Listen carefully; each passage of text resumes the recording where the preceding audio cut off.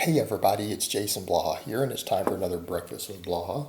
Again, having Greek yogurt, almond butter, and frozen blueberries.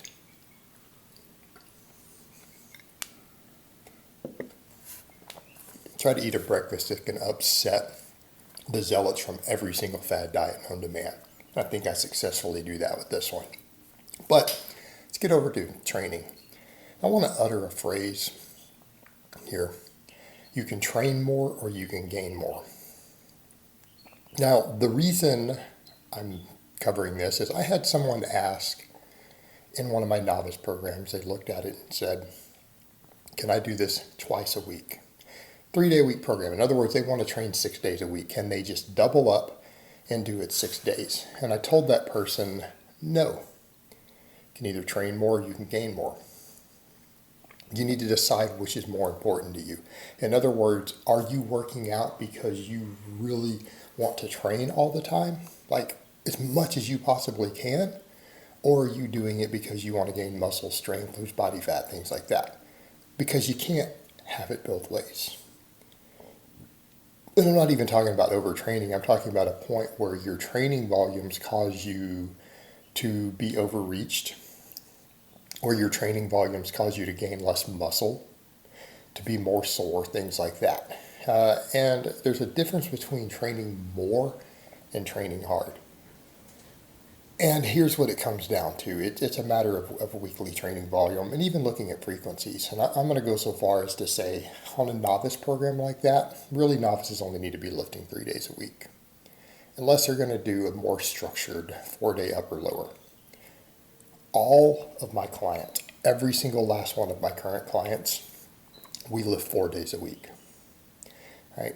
I have drug-free guys squatting 500 pounds who are 200 pounds and less. Okay, I've got guys in that same range pulling 550, benching 315. My strongest bencher benches 350 under 200 pounds out of my lighter guys. They only train 4 days a week. And if you need more than that, you can just add conditioning work. Look, if you want to move more, you want to exercise more, general physical preparedness can be used. But actual intense resistance training, there is no reason to be doing it more than 4 days a week. There just isn't. It is not optimal. Again, if we need more volume, we can either do true endurance work. You need a lot of volume, you need to be doing endurance work. You need to add more volume to what you're doing just to get in shape better. Doing more weightlifting is not going to get you into shape. Conditioning work, GPP. What do we mean by that? You do barbell complexes, you do circuit training, you can do sled drags, loaded carries, prowler pushes, right? Things like that. General physical preparedness. And I'm trying to do a lot of that myself right now. Not at a really high level at it. I've been higher. But I'm working on GPP quite a bit myself. Right? That's what you could be doing. But you don't need to be actually training. And training meaning a structured resistance training program. And I know there's a lot of discussion out there about things like maximum recoverable volume. My experience that the point of diminished returns or regress returns is much lower than a few experts are trying to promote. And keeping in mind, those experts and most of their serious clients are on anabolics. And that matters in this context.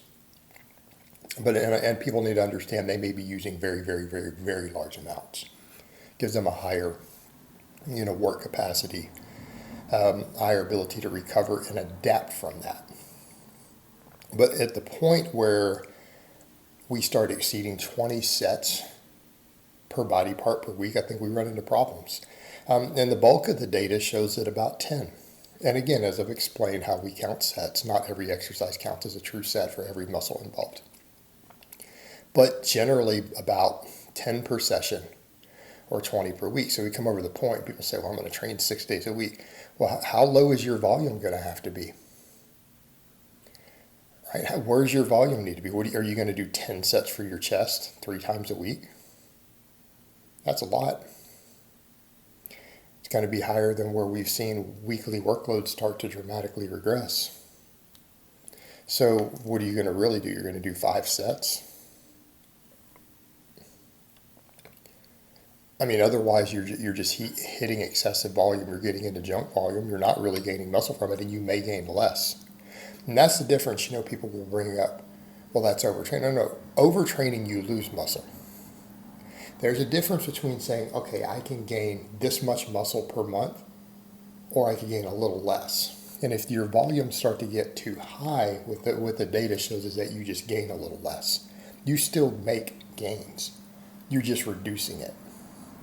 Okay, through some recovery issues, some work capacity issues. Again, part of it being not recovered enough training session to training sessions to put out the workloads you need to maximize hypertrophy. In other words, you're too fatigued to do so. The quality of your work goes down. And we just get into junk volume again. Right? You gain less muscle from that. You still gain muscle. Overtraining, when overtraining occurs, you actually lose muscle mass. You don't just gain less. You don't stall. You will lose. You'll lose muscle tissue. You'll lose strength. You'll lose endurance once you reach an overtrained condition. Enormous difference between the two. So basically, you're just under-recovering with the others because your workloads are too high. And it's reducing the quality of the work that you do. So what ends up happening is that your rate of perceived exertion is high, but the actual work being done is lower set per set. And for those who don't understand, that matters. We have research on rest times that shows if rest times are cut short enough that performance degrades set for set, even if you're taking the sets to failure, you gain less muscle. I mean, this has been looked at. The same thing should technically apply from workout to workout. If you are under-recovered from workout to the point to where your 10 rep max goes down 5% or 10%, your gains are going to be lower. You're going to gain less muscle. You're going to gain less strength from what you are doing. So what people have to really ask themselves with a lot of this, if they need to train more, they need to ask themselves, why do I feel the need to train more? Is it because I want more progress, because I believe it'll give me more progress, or is it because I'm an exercise addict? And if you have an exercise addiction, there are forms of training you can do that are going to be more beneficial to get that out of your system than spending more time under the barbell. All right, guys, well, that's really all I have to say on that today. I hope it's been informative, and I will talk to you guys next time.